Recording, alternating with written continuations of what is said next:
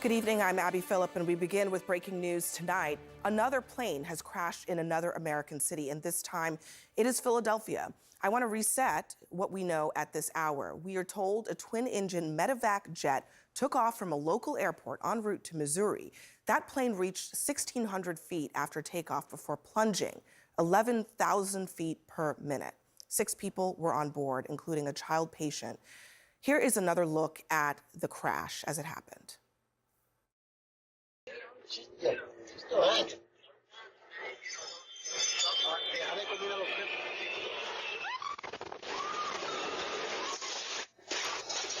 You saw there the jet plummeting almost like a missile out of the sky before an explosion. It landed in a busy section of the city near a mall. It's unknown whether there are any casualties on the ground. Here, though, is how one witness described the scene. I was in shock. I'm still in shock. Like, this is insane. Why can this happen? And before that, to be honest, in my mind, I thought, like, what if the rocket would, because I'm from Ukraine, right? And there's war. There's always rockets coming in and stuff like that. And then I see, like, things flying. Like, no way, the war started again? You know, and you say, you never know. Here's the conversation also that we have now obtained from the air traffic control tower. Listen. Medevac Med Service, Northeast Tower. Medevac Med Service 056, Northeast Tower. You on frequency? We have a lost aircraft. We're not exactly sure what happened, so we're trying to figure it out.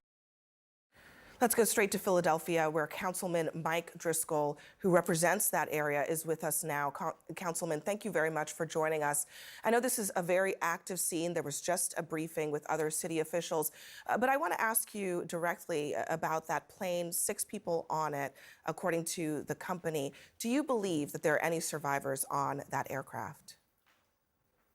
Well, Abby, I can't say for sure, but it doesn't look good. It's a sad situation we have here in Northeast Philadelphia. We were only celebrating a couple of days ago, you know, our football team's success, and now we have this tonight.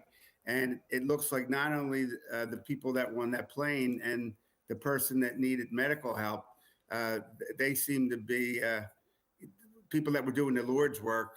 And now we have our first responders out there en masse. Our governor, our mayor, you know, all doing all they can to not only the folks that were on that plane, but we are afraid there's more casualties on the ground.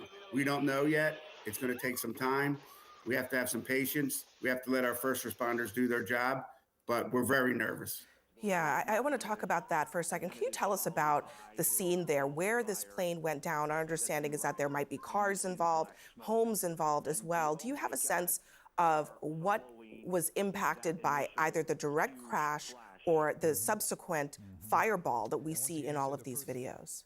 We believe this happened at... So it appears the plane went down into a parking lot area where there were cars, stores. Just across the street, as you mentioned, there's a giant mall with many, many, many stores.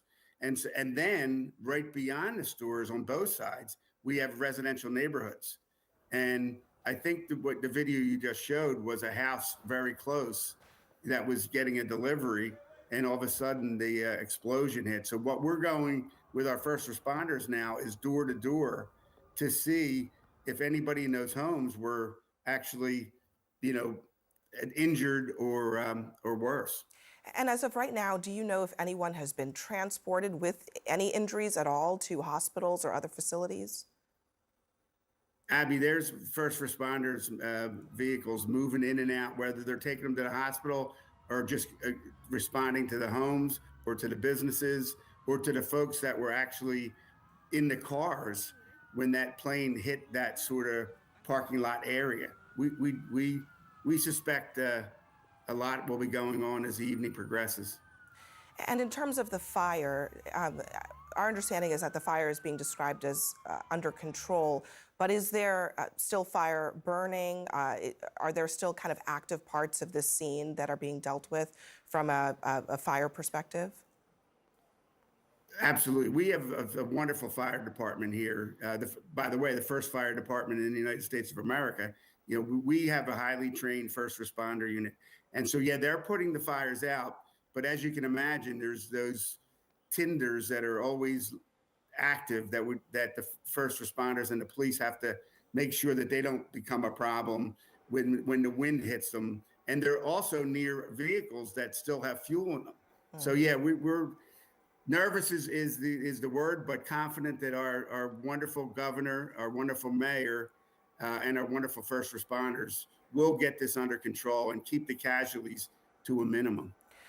All right, Councilman Mike Driscoll, we're going to keep close with you as we try to continue to get updates throughout the night. Thank you very much, and I'm thinking about and praying for your community tonight. Well, thank you, Abby. Thanks for having us on. We have this new video just into CNN. You can hear the explosion happening in this video. Listen. Allahu Akbar! Allahu Akbar! What the hell? What the hell? What the hell? Oh my God! Oh my God! La ilaha illallah! There's a plane, bro! There's a plane! Shock and panic in that man's voice. Joining us now to discuss this, CNN aviation analyst Miles O'Brien, as well as aviation lawyer Justin Green. Both of them are pilots. Justin, I want to start with you for a second here. Look, this is a very seemingly unusual situation. The plane seems to just fall right out of the sky. What do you think happened here?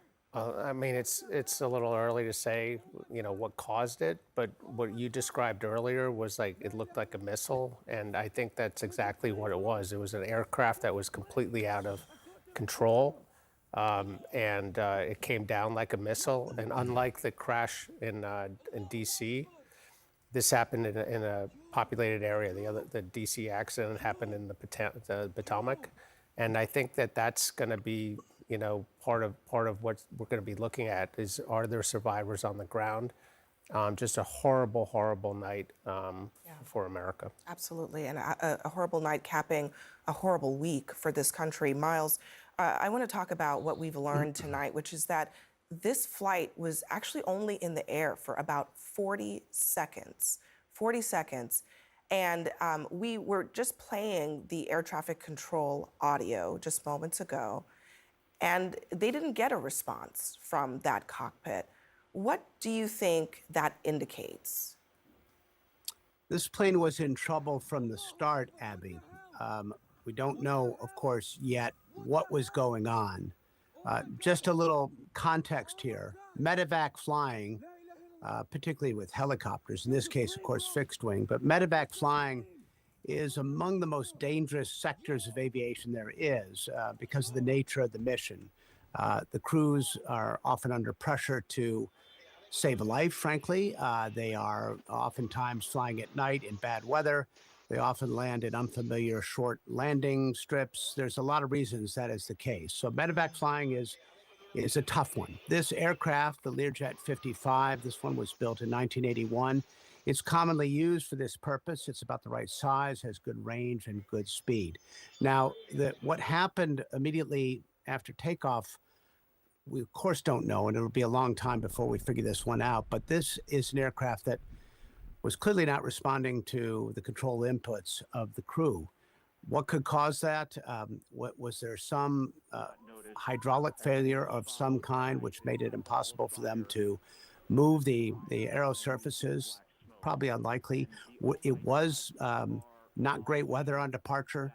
Was there an instrument failure which caused them to lose their orientation? When you're flying through the clouds, you're relying on your instruments to maintain your situational awareness, and it can be very confusing if you lose that.